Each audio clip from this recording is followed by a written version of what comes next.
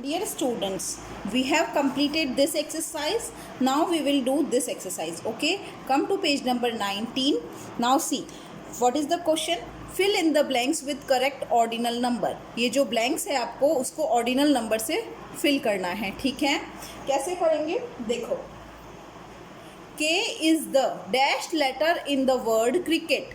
K is the dashed letter in the word cricket. Cricket में K कौन से number पे है? ऑर्डिनल नंबर क्या शो करते हैं? पोजीशन. ऑर्डिनल नंबर क्या शो करते हैं? Position of any number, of any digit, of और of any item. Okay, position show करते हैं. पोजीशन मीन्स कौन सी चीज़ कहाँ है, उसकी स्थिति, पोजीशन शो करते हैं, ठीक है.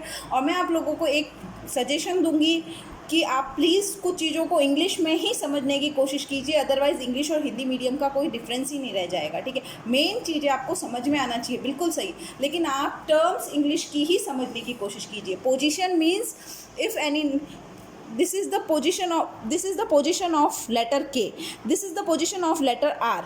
how we will represent it? हम इसको कैसे रिप्रेजेंट करेंगे? ऑर्डिनल नंबर से, ठीक है. शायद मेरी बात समझ में आई होगी.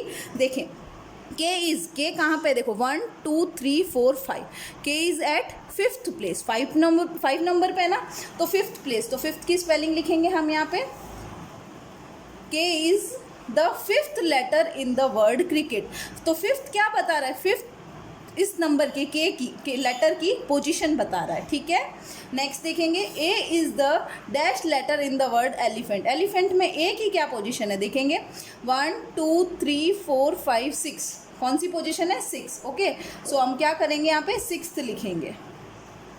What we will do? We will write 6th year. Okay, I hope आपको ये चीज़ समझ में आ गई होगी.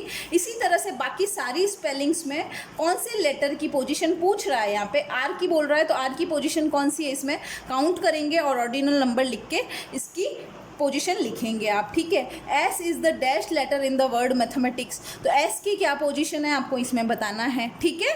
कौन सी पोजीशन पे एस है वो आप बताएंगे. Okay, the vowel in the word bungalow occupy the dash and dash place. Vowel कौन से होते हैं आपको पता है? A E I O जो है वो क्या है?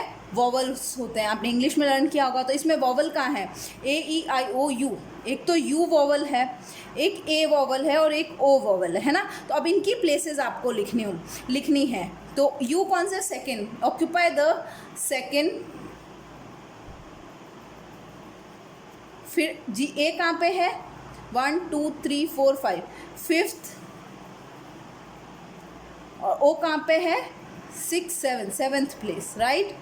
अब आपको इस लाइन का मीनिंग समझ में नहीं आया होगा, मैं एक्सप्लेन कर देती हूँ. The vowel in the word bungalow occupy the. Occupy means कौन सी जगह ले रहा है ना. तो ऑक्यूपाइज, तो सेकंड पोजीशन पे वॉवल है, तो सेकंड पोजीशन ले रहा है ये, है ना. ऑक्यूपाई का मीनिंग है कौन सी पोजीशन पे ये है या ले रहा है इसको, ठीक है. तो U is at second place, A is at 5th place, A is also vowel, O is also vowel, so 7th place. तो तीन ही वॉवल है, तीनों की प्लेस हमने लिख दी है. ओके, नेक्स्ट देखिए, there are 7 days in a week. एक सप्ताह में, एक वीक में कितने डेज होते हैं? 7 days होते हैं. Monday is taken as the first day of the week. Monday कौन सा डे होता है? फर्स्ट डे होता है वीक का, ठीक है. Right the position of. अगर हम ऐसा माने कि मंडे फर्स्ट डे, वैसे भी मंडे ही फर्स्ट डे होता है वीक का, तो अगर मंडे फर्स्ट डे है वीक का तो ट्यूसडे की पोजीशन बताइए. ट्यूसडे कौन सा होगा? तो वी विल, अगर आपको वीक डेज के नाम पता हैं तो आप आसानी से इनका आंसर दे सकते हैं.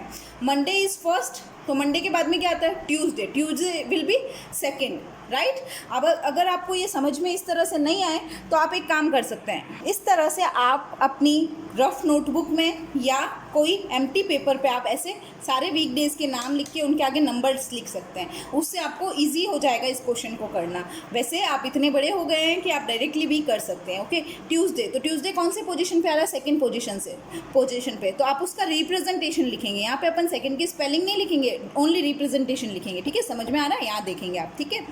थर्सडे कहाँ पे आ रहा है? 1 2 3 4. थर्सडे यहाँ पे आ रहा है तो 4 नंबर पे, ठीक है. ये रहा थर्सडे, तो 4th, ठीक है. संडे कहाँ है? ये रहा संडे। संडे कौन सी पोजीशन पे है? 7th पोजीशन पे। तो हम क्या लिखेंगे? उसका रिप्रेजेंटेशन लिखेंगे 7। ठीक है, आई होप आपको समझ में आ गया होगा। आगे वाला जो क्वेश्चन है वो ईयर का नाम है, मंथ का नाम है। There are 12 months in a year. तो एक साल में कितने दिन होते हैं? In a year there are, कितने महीने होते हैं? There are 12 months in years. In a year, एक साल में कितने महीने होते हैं? 12 महीने होते हैं। ठीक है, जनवरी फर्स्ट महीना है तो फर्स्ट मंथ है, तो उनकी पोजीशन लिखनी है। तो जिस तरह से मैंने आपको वीक डेज का बताया वैसे आप मंथ का इजीली कर सकते हैं। नेक्स्ट क्वेश्चन देखेंगे, ऑब्जर्व द फॉलोइंग पैटर्न। इस पैटर्न को देखना है। The fifth figure in the pattern is a. तो फिफ्थ फिगर कैसे पता चलेगा? काउंट करेंगे 1 2 3 4 5। फिफ्थ फिगर क्या है? ट्राइंगल। तो आपको यहाँ पे ट्राइंगल लिखना है। अब ये सारी स्पेलिंग्स आपने प्रीवियस क्लासेस में लर्न कर रखी है तो आप आसानी से लिख सकते हैं। फिर भी दिक्कत आए तो आप एल्डर्स को पूछ सकते हैं, मैम को पूछ सकते हैं। ठीक है, the 12th figure in the above pattern is. अब आप 12th फिगर काउंट करेंगे और उसके स्पेलिंग यहाँ पे लिखेंगे। ओके, आई होप आज का काम आपको इजीली समझ में आ गया होगा। फिर भी कोई क्वेरी हो तो आप पूछ सकते हैं। Good luck, stay safe, keep learning.